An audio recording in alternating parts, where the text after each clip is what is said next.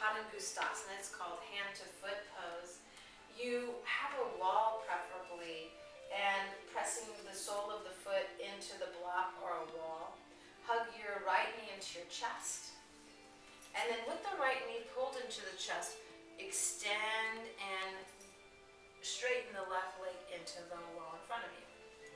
Now Shanti's very open and bendy, so she did not need to have the modification. But if you had a tighter body, you could take the right ankle over the left knee, bending the knee, and then come into pigeon in this pose. This is called thread the needle. This is a modification. And for people who have knee issues or who have delicate situations, sometimes taking the pose to the floor will give a greater accessibility. So here we are, we're working on this pose. We're going to extend again the leg up, toes are down, heels are high. Opening blossom the back of the knee. This is a very similar pose to what we started at the beginning of class, with the knee bent out to the side and then folding forward, grabbing the foot. This is the same pose on the back. And then untwining the foot from the top of the knee, stretching the left leg straight, and holding hostage the foot, hugging the knee into the chest. She is so bendy, she doesn't need strap. I need a strap. So I would have a strap, but she's going to take her hand to her foot, Padangustasana, hand to foot pose, and hold. And then she expands her leg out into the side, all the while the left leg is down. So notice there's an external rotation. This is helping the low back, allowing there to be a tilt. And then using core, levitate, raise, please, the right leg up. Good. Why'd you stop? What'd you do? Why'd you stop? Did I say? See, this is what happens when the teacher and student, not good. She just did what she wanted. Does she care about the little outro? No. Okay. Keep going. Leg out to the side. Go. And then if she were a really good student, I wouldn't see any air between her foot and the wall. She would really smash it in. Yeah, that's a better pose. And then lift the leg up. Good. And then over to the side. 895 more. Keep going. We gotta go. We don't have more than 22 minutes left in the tape. She wants her plantanos. That's right. Girls gotta eat. And then up comes the foot. Now, turn the foot sideways and then have the left hand on the outside of the right knee. The leg is straight. Yeah. Toes. Good. That's it. So it's an internal rotation. Now, spin and take the sole of the foot down and then come into a twist. Breathe and stay and hold. Stretch your right arm up, bend your right knee, and then take the left hand and roll through. So it's a big twist. Again, twists have a cleansing property. It reacclimates the hips, the spine, the low back. Good job there. And this is a pose you can stay in to really allow maximum effect. Just breathing, holding. Someone's snoring in the corner. We should get a picture of the two dogs snoring. So yoga has that tranquil effects. Even people who are just innocent bystanders. So here we have the sleeping dog pose. Excellent job. Most excellent. And then coming back. She will extend and straighten out her right leg, shimmying sideways, and then putting the right foot onto the block and holding the left foot into the left hand. So align yourself. Yes, that's good. So first we start just hugging in. And ascending colon is on the right side, descending is on the left. So this has a help on the GI tract that helps for digestion.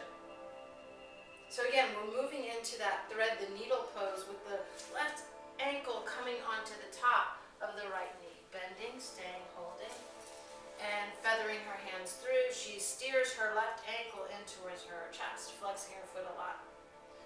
This has the similar effect to the pigeon that she just did, opening the outer edge of her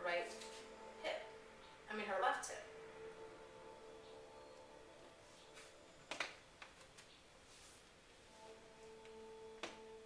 And then stretching straight the right leg, right foot under the block. Hug the left knee into the chest, and then stretch the left leg to straight, please. Left leg is straight up, toes are down, heels are high. Expand the breath, hold. Yogi toe lock and find the toe with the, yes, press down, expand the leg out to the side, hold it. So again, notice she's anchoring using her right foot as if she were pressing onto a gas pedal. So she's holding the foot, stretching it straight, toes of the left leg down, breathing, staying. Inhale, lifts the leg up. And again, how does this feel on your low back? It feels good. It feels good. She's doing quite well. She's opening up the back of the leg as well as inner groin, using the core to roll the leg up to the ceiling. Let's do about 4 more there.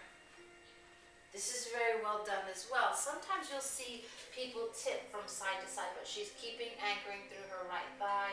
Lift the left leg up. And then again over to the side, showing the bottom of the left foot towards the door you came in on, and then pull a little bit more, and then lift up the foot, good, and then 2 more times, up comes the foot, over to the side, last time. Spin please the sole of the left foot to face the patio, and then drape the left leg to the side, hold. Stretch straight your leg. You're going to feel it in the peroneal, right on the outer edge of your ankle, as well as maybe in the outer hip. And then the right hand holds the outer left knee and twisting.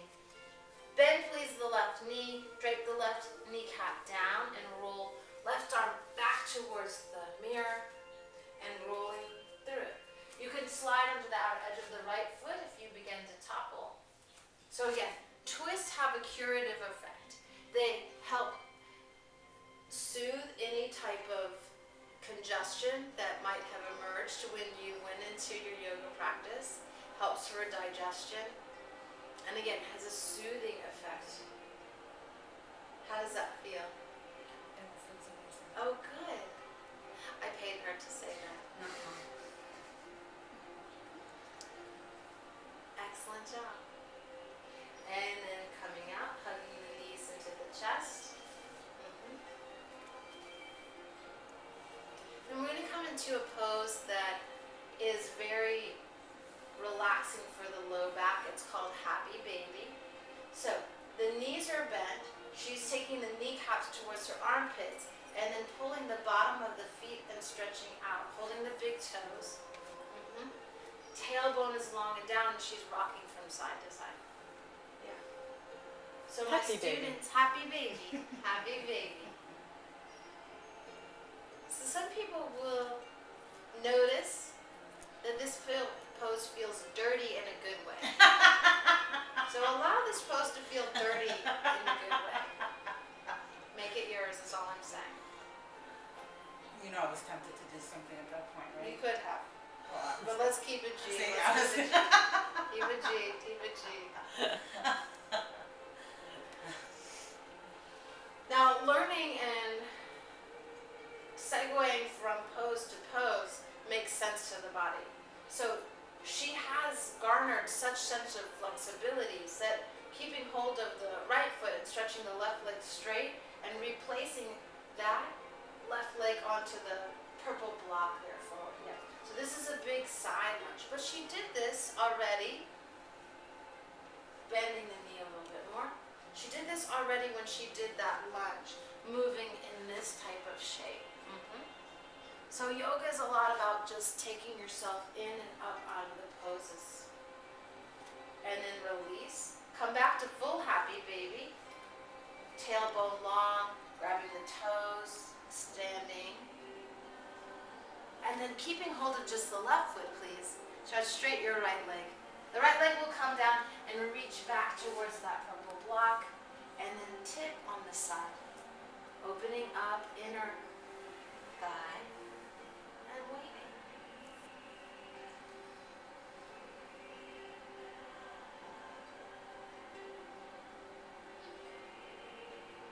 And then release, hug the knees into the chest. Make circular patterns clockwise and counterclockwise. Your twist can take many different shapes. You could keep the knees together and just fold both knees over to one side, allowing the body to drape gently over. This again helps the low back. And then over to the second side. Knees over, twisting. And then she'll come, sit with her right or left hip against the panel, and then come into a wide leg straddle on the back. So again, because Shanti is so bendy and so flexible, she can have these shapes that really cause me to be jealous, right? No. So she's coming, she's stretching her legs up and wide. Yeah, that's it. She's holding there. So she can probably, in fact, I know she can fold all the way forward. But in this type of shape, it's just allowing the back to get support and maximizing all of the work we've done on the standing poses as well as your child's pose, all of that opening on the inner groins. Breathing here. Excellent. And the light. Watch out for the booze hound. What? So watch out for the booze hound. Oh, sorry, booze hound. So when you said folding forward, did you mean moving myself down more? No, no. You did this last time where you folded all the way Oh, yeah. down to the floor. She can do that, no problem.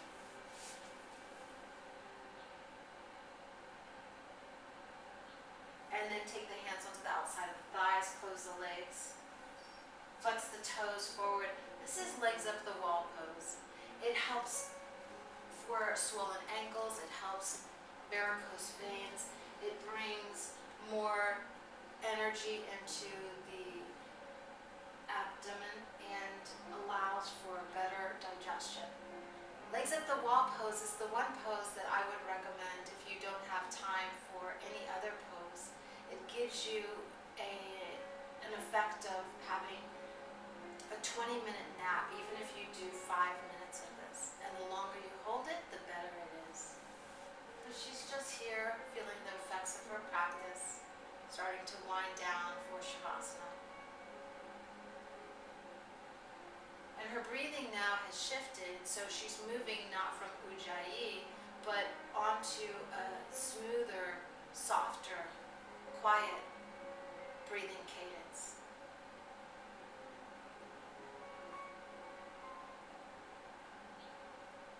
If a mind follows a thought that is unsavory, just distance the mind from that thought and supplant it with the breath or focus on the sensation of relaxation. Sometimes we have a habit of going towards the shiny, more dramatic thoughts in our mind, but all thoughts are created equal, so why not choose a thought that supports you, supports this state of mind? So taking time out for yoga means taking time to dial in, taking time to notice some part of you that needs watering, nurturing, some bit that is craving compassion. And Shanti is doing that right here.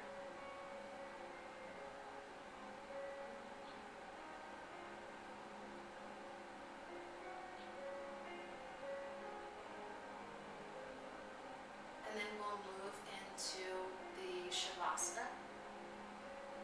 And again, these I encourage you to pause the tape, take more time, and use the Shavasana at a length you would want.